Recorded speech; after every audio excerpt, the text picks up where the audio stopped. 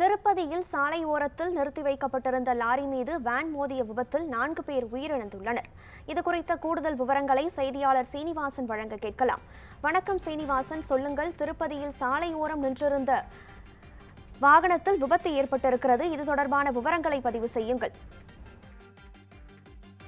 ஆந்திர மாநிலம் சத்யசாயி மாவட்டம் பாலசமுத்திரம் அருகே இன்று அதிகாலை சாலை ஓரத்தில் நிறுத்தி வைக்கப்பட்டிருந்த லாரி மீது வேன் மோதி பயங்கர விபத்து ஏற்பட்டது.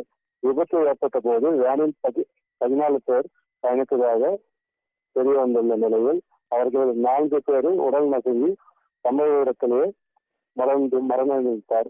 10 பேர் காயமடைந்தனர்.